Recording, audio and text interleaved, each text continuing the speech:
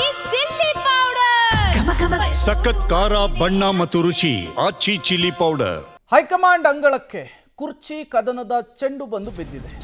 Congress high command ಯಾವ ರೀತಿಯ ಸಂಧಾನ ಸೂತ್ರವನ್ನ ಹೆಣೆಯುತ್ತೆ? ಹಾಗಾದ್ರೆ ರಾಹುಲ್ ಯಾರ ಪರ ಇದ್ದಾರೆ? ಸಿದ್ದರಾಮಯ್ಯನವರ ಪರನ, ಡಿ ಕೆ ಶಿವಕುಮಾರ್ ಪರನ? ಸಿದ್ದರಾಮಯ್ಯನವರು ಡಿಕೆಶಿ ಬೇಡಿಕೆಗಳನ್ನು ಮುಂದಿಟ್ಟು ಹೈಕಮಾಂಡ್ ಚರ್ಚೆ. ಹಾಗಾದ್ರೆ ಖರ್ಗೆ ಮುಂದೆ ಸಿಎಂ ಡಿಸಿಎಂ ಇಟ್ಟಿರುವಂತಹ ಡಿಮ್ಯಾಂಡ್ಗಳೇನು? ಕಾಂಗ್ರೆಸ್ ಹೈಕಮಾಂಡ್ ಇಬ್ಬರನ್ನು ಕೂಡ ಸಮಾಧಾನ ಪಡಿಸೋದಕ್ಕೆ ಹೆಣೆದಿರುವಂತಹ ಸೂತ್ರವಾದ್ರೂ ಏನು? ಯಾವ ಫಾರ್ಮುಲಾವನ್ನ ಅಪ್ಲೈ ಮಾಡುತ್ತೆ? ಇಬ್ಬರು ನಾಯಕರನ್ನ ತಣ್ಣಗಾಗಿಸುವ ನಿಟ್ಟಿನಲ್ಲಿ, ಎರಡು ಬಣಗಳನ್ನ ಸಮಾಧಾನ ಮಾಡುವಂತಹ ನಿಟ್ಟಿನಲ್ಲಿ ಯಾವ ಮದ್ದು, ಯಾವ ಮುಲಾಮು ವರಿಷ್ಠರ ಕಡೆಯಿಂದ ಈಗ ವರ್ಕೌಟ್ ಆಗುತ್ತೆ ಅನ್ನೋ ತುಂಬ ಕುತೂಹಲ ಕಾರಣವಾಗ್ತಾ ಇದೆ. ಇವತ್ತು ಇಡೀ ದಿನ ಇದೇ ವಿಚಾರಕ್ಕೆ ಸಂಬಂಧಪಟ್ಟಂತೆ ಮ್ಯಾರಥಾನ್ ಮೀಟಿಂಗ್ಗಳು. ಹಾಗಾದ್ರೆ ಸಿಎಂ ವಾದ ಏನು? ಕುರ್ಚಿ ವಿಚಾರದಲ್ಲಿ ಬಜೆಟ್ ತನಕ ಯಾವುದೇ ಮಾತುಕತೆ ಬೇಡ, ಪವರ್ ಶೇರಿಂಗ್ ವಿಚಾರಕ್ಕೆ ಅಂಥೇಳಿ ಒಂದು ಲೈನ್ ಅಜೆಂಡಾ ಇಟ್ಟಿದ್ದಾರೆ. ಬಜೆಟ್ ಮುಗಿಲಿ, ಅದಾದ ಮೇಲೆ ತೀರ್ಮಾನ ಮಾಡೋಣ. ಸಿಎಂ ಸಿದ್ದರಾಮಯ್ಯನವರ ಬೇಡಿಕೆ ಇದು. ಸಂಪುಟ ಪುನರ್ರಚನೆಯೂ ಕೂಡ ಸದ್ಯಕ್ಕೂ ಬೇಡ, ಅಧಿಕಾರ ಹಂಚಿಕೆಯೂ ಕೂಡ ಬೇಡ. ಆಗಿನ ಪರಿಸ್ಥಿತಿ ಬೇರೆ, ಈಗಿನ ಪರಿಸ್ಥಿತಿ ಬೇರೆ. ಕೊಟ್ಟ ಮಾತಿನ ವಿಚಾರಕ್ಕೆ ಸಂಬಂಧಪಟ್ಟಂತೆ ಶಾಸಕರ ಅಭಿಪ್ರಾಯ ಬೇಕಿರ್ ಪಡಿರಿ, ಅದರಲ್ಲಿ ಯಾವುದೇ ರೀತಿಯ ತೊಂದರೆ ಇಲ್ಲ. ಯಾವುದೇ ಅವಸರ ಬೇಡ, ಯಥಾಸ್ಥಿತಿಯನ್ನು ಕಾಯ್ದುಕೊಳ್ಳುವುದೇ ಉತ್ತಮ ಅಂಥೇಳಿ ಮಲ್ಲಿಕಾರ್ಜುನ್ ಖರ್ಗೆ ಮುಂದೆ ಕೂಡ ಹೇಳಿದ್ದಾರೆ.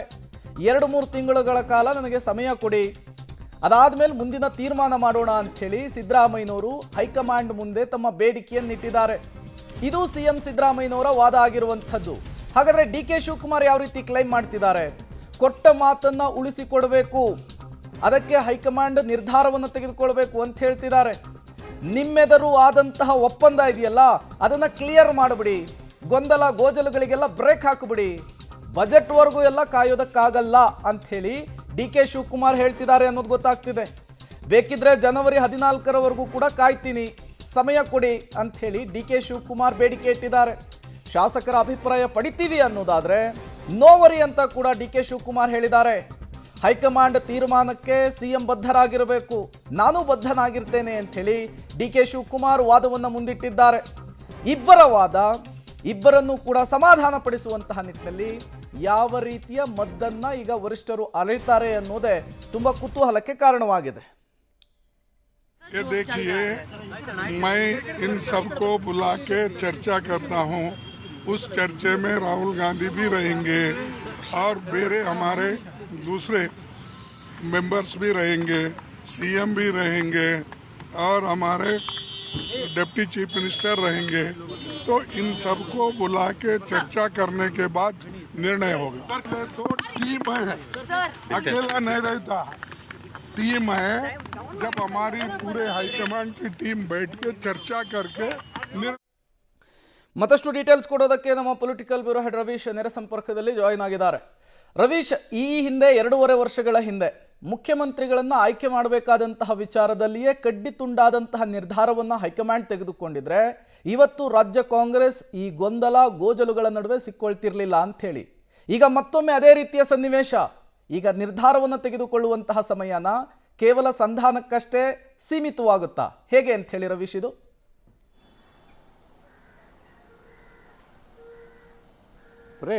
ಪ್ರಮುಖವಾಗಿ ಡಿ ಕೆ ಶಿವಕುಮಾರ್ ಅವರು ಕನಕಪುರದಲ್ಲಿ ಮೊನ್ನೆ ಒಂದು ಮಾತನ್ನು ಹೇಳಿದ್ರು, ಇದು ಐವರ ನಡುವೆ ನಡೆದಿರ್ತಕ್ಕಂಥ ಗುಟ್ಟಿನ ವ್ಯಾಪಾರ ಅಂತ. ಹಾಗಾಗಿ ಆ ಗುಟ್ಟಿನ ವ್ಯಾಪಾರದಲ್ಲಿ ಒಂದು ಪವರ್ ಶೇರ್ ವಿಚಾರವಾಗಿ 50-50 ಫಾರ್ಮುಲಾದಲ್ಲಿ ಒಂದು ರೀತಿಯಲ್ಲಿ ಹಂಚಿಕೆ ಆಗಿದೆ ಅನ್ನೋದನ್ನು ಡಿ ಕೆ ಶಿವಕುಮಾರ್ ಕ್ಲೈಮ್ ಮಾಡ್ತಾ ಇದ್ದಾರೆ.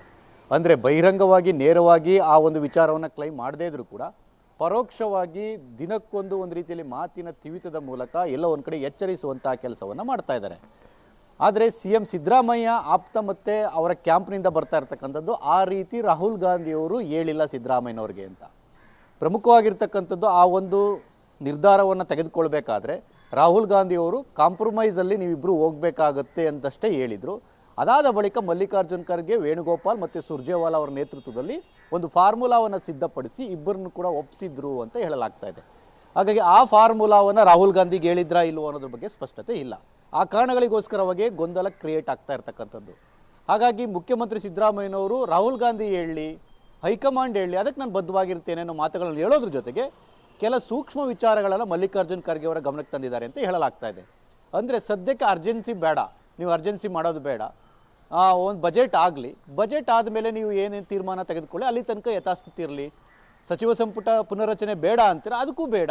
ಆದರೆ ಬಜೆಟ್ ತನಕವೂ ಕೂಡ ಒಂದು ರೀತಿಯಲ್ಲಿ ಯಥಾಸ್ಥಿತಿ ಇರಬೇಕು ಅನ್ನೋದನ್ನು ಪ್ರತಿಪಾದನೆ ಮಾಡ್ತಾ ಇದ್ದಾರೆ.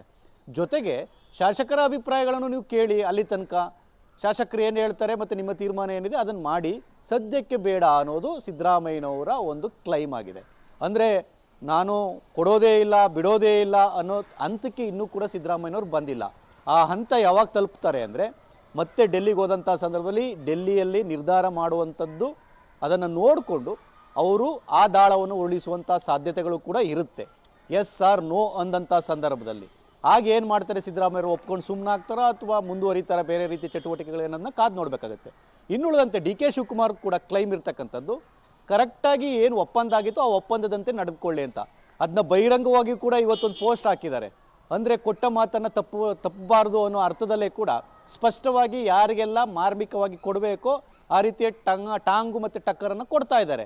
ಅದ್ರ ಜೊತೆಗೆ ಎಲ್ಲ ಒಂದು ಕಡೆ ಬಜೆಟ್ ತನಕ ಕಾಯೋದಕ್ಕೆ ಆಗೋದಿಲ್ಲ, ಇದು ಇತ್ಯರ್ಥ ಆಗಬೇಕು. ಈಗ ನೀವು ಡಿಸೈಡ್ ಮಾಡಿಬಿಡಿ, ಆದರೆ ನಮಗೆ ಸಂಕ್ರಾಂತಿ ಬಳಿಕ ಅಷ್ಟೇ ನನಗೆ ಬಿಟ್ಕೊಟ್ಬಿಡಲಿ ಸಿ ಎಂ ಸೀಟನ್ನು ಅನ್ನೋದನ್ನು ಡಿ ಕೆ ಶಿವಕುಮಾರ್ ಅವರು ಕ್ಲೈಮ್ ಮಾಡ್ತಾ ಇರ್ತಕ್ಕಂಥದ್ದು. ಜೊತೆಗೆ ಶಾಸಕರ ಒಪಿನಿಯನ್ನು ಕೇಳಿ, ನಿಮ್ಮ ಒಪಿನಿಯನ್ನು ಕೂಡ ಆಧರಿಸಿ ನೀವು ತೀರ್ಮಾನ ತೆಗೆದುಕೊಳ್ಳಿ ಅನ್ನೋ ಒತ್ತಡವನ್ನು ಡಿ ಕೆ ಶಿವಕುಮಾರ್ ಆಗ್ತಾ ಇದ್ದಾರೆ. ಆ ಕಾರಣಗಳಿಗೋಸ್ಕರವಾಗಿ ಭಾರತ್ ಜೋಡೋ ಯಾತ್ರೆಯ ಸಂದರ್ಭದಿಂದ ಇಲ್ಲಿ ತನಕವೂ ಕೂಡ ಅವರಿಬ್ಬರನ್ನ ಜೋಡೆತ್ತು ಅಂತ ಏನು ರಾಹುಲ್ ಗಾಂಧಿ ಅವರು ಬೇರೆ ಬೇರೆ ರೀತಿಯಲ್ಲಿ ಅರ್ಥೈಸಿ ಒಂದು ರೀತಿಯಲ್ಲಿ ಕೈಯನ್ನು ಎತ್ತಿಸಿ ಅವರನ್ನು ಒಂದು ರೀತಿಯಲ್ಲಿ ಜೊತೆಗೆ ತೆಗೆದುಕೊಂಡೋದ್ರು. ಈಗಲೂ ಕೂಡ ಅದರಲ್ಲಿ ಸಕ್ಸಸ್ ಆಗ್ತಾರಾ ಅನ್ನೋದನ್ನು ಕಾದು ನೋಡಬೇಕಾಗತ್ತೆ. ಅದಕ್ಕೆ ಸಿದ್ದರಾಮಯ್ಯನವರು ಮತ್ತು ಡಿ ಕೆ ಶಿವಕುಮಾರ್ ಅವರ ರಿಯಾಕ್ಷನ್ ಅದೇ ರೀತಿ ಇರುತ್ತಾ ಇಲ್ವೋ ಅನ್ನೋದು ಕೂಡ ಇಲ್ಲಿ ಪರಿಗಣನೆಗೆ ಬರುತ್ತೆ.